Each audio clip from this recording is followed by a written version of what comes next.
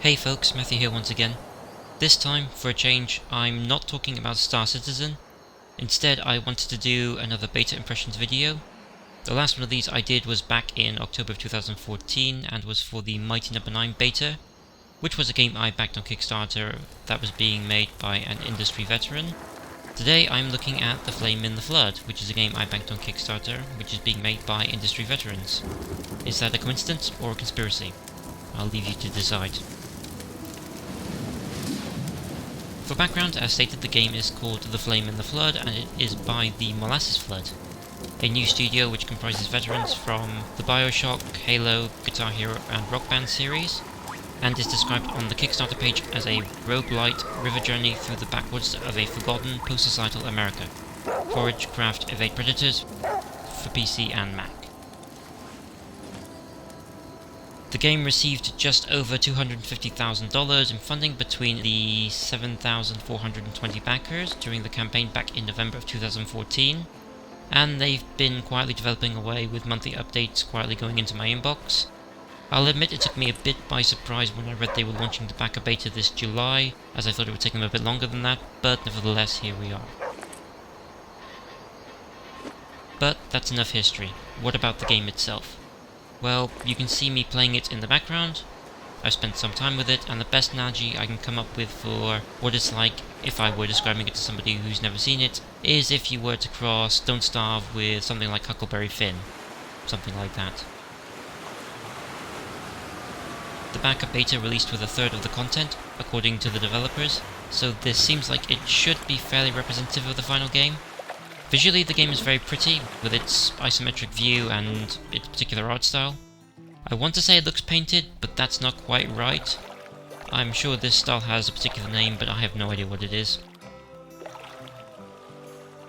As for the game world itself, I can definitely see what they mean by forgotten post-societal America, with old cars and buses and falling apart buildings just all over the place, as well as the occasional shopping trolley in the middle of the river.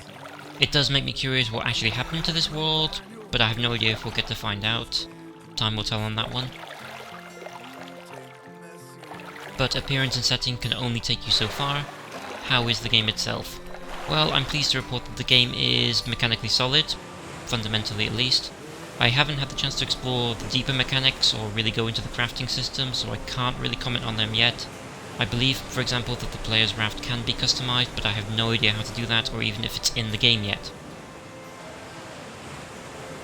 The general day-to-day gameplay can be split into two main types. There's the land-based section where you can look around, pick up resources, heal, do crafting, all that sort of thing.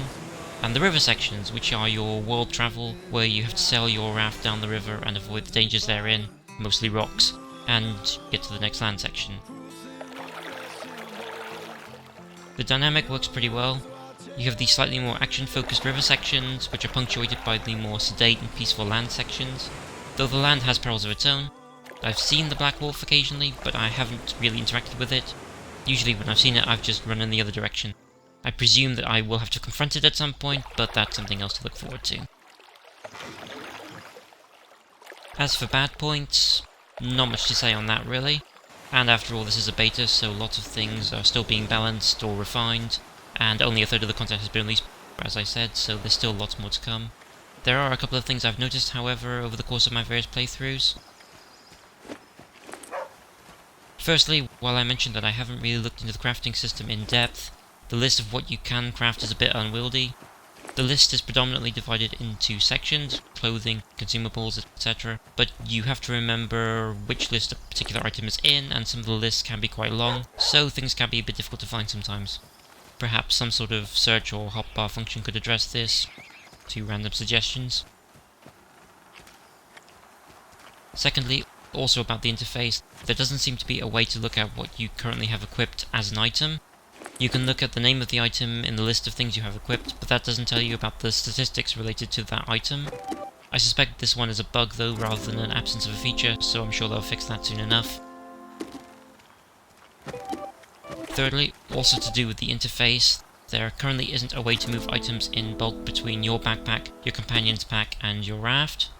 Personally, I like to move items around when they're in bulk, mostly as a way of storing them, so that will be a nice feature. That being said, it's so common as a feature in other games that I'm sure they'll get to that soon enough. Fourth and finally, not part of the menus this time, but still part of the interface, I have an issue with the movement. As it stands, you can move with the WASD keys or the mouse. However, if you click to move with the mouse and then try to move with the WASD keys, once you let go of the keys, your character will resume going to where you clicked. Which is fine normally, but occasionally I found myself accidentally clicking the screen, and my character goes to places I don't want them to. I have to wait for them to get there before I can resume what I was doing. It'd be nice if the WASD keys could cancel a mouse movement command, but maybe this is just my inability to not click randomly on the screen. But these are all minor points really. I'm sure most of them will be fixed soon enough. I know they're still working on tweaking the user interface and things like that. As I said before, the game looks pretty, is mechanically solid and quite enjoyable to play. So minor issues aside, I'm definitely going to keep at it, trying to get further down the river, though I've not had much success so far. I mentioned don't starve in my analogy, and it's very much like that. It's about playing through as far as you can, learning a bit more each time, and hopefully surviving a bit longer than you did previously. I say hopefully, as I seem to fairly consistently hit my record of 2.8 kilometers over the course of 4 days before my character meets their end, so I still have a lot to learn it seems. The challenge at the moment, more than anything else, is not to play too much until they release the other 2/3 of the content, as I don't wish to spoil myself before the game is actually finished, which is a risk I often find with crowdfunding games. At least it is for me.